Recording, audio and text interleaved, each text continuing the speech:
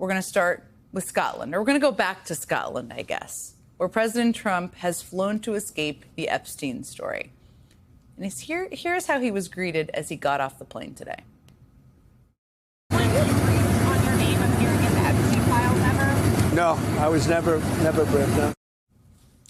All right, so he left the White House and was asked a question about Epstein. Then he tried to escape. He quite literally banned the Wall Street Journal from joining him on his trip to Scotland as retaliation for their big scoop last week about his alleged birthday letter to Epstein. And yet, immediately after getting off the plane today in Scotland, he was asked about Epstein. He clearly wants this trip to be his running away across the pond, across the ocean from the Epstein story. But it still followed him. This was Trump's view as his motorcade made its way to his golf course in Scotland today. One sign there reading, "Release the files, you lying jobby." I don't know if I'm pronouncing that right, but jobby, Jobbie, which I learned today is Scottish slang for poop. So there's that, in case that's useful for anyone out there this weekend. Now you know, jobby, poop. This man's sign reads, "This is not Pedophile Island. You are not welcome here." That's what it says. And then at his golf course itself, a sign reading "Twinned with Epstein Island" has been put beneath the golf course's actual sign. There it is. It looks like it's in similar type that took a lot of planning, and they attached it. It looks like it was meant to be there. Even the local elected officials were in on the trolling. Stephen Flynn, Aberdeen's entirely bald representative in the British Parliament, who you can see there in the photo, told the BBC that he would be busy washing his hair during Trump's visit. It's quite a troll. So while Trump is going to literally great lengths to try to get away from the Epstein story, it seems he's having a bit of trouble. And the same is true for his Republican friends in the House here back at home. On Wednesday, Republican Speaker Mike Johnson sent the House home early to avoid having to vote on releasing any Epstein-related files. It was all a dramatic affair. They all went home. But even at home, Republican House members are having trouble shaking the Epstein story. As NPR put it, questions about Epstein files follow lawmakers home. In a telephone town hall Wednesday, a caller asked Pennsylvania Republican Ryan McKenzie if he thinks Trump is in Epstein's client list. That was in a telephone town hall.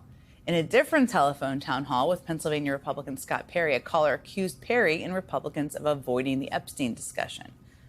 I should note that both of these congressmen represent incredibly competitive swing districts.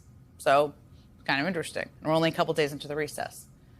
But Republicans don't even have to hold public events to be feeling this kind of heat right now. Check out some of this local press coverage. This is the Arkansas Times today. Representative French Hill blames Dems for Trump administration's failure to release Epstein files. But the 2nd District representative's rhetoric about transparency doesn't match his vote last week to keep the files sealed tight. It's not exactly welcome home coverage from your local paper you're kind of looking for if you're a member of Congress and you have to run every 2 years. Then there's this in the Minnesota Star-Tribune. U.S. Representative Michelle Fishback voted not to release the Epstein files. Conservative activists took notice. The move has angered some of the right-wing activist base that has dominated Republican politics in her district.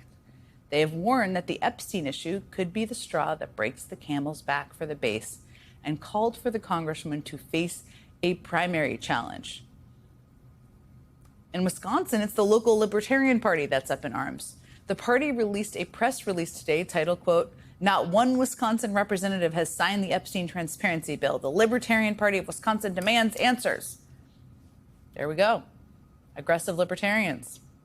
Today, the DNC launched a series of Epstein-focused political ads, like this one featuring a video of Trump and Epstein at a party together with the text, "Call your representatives, demand they release the Epstein files," superimposed over it.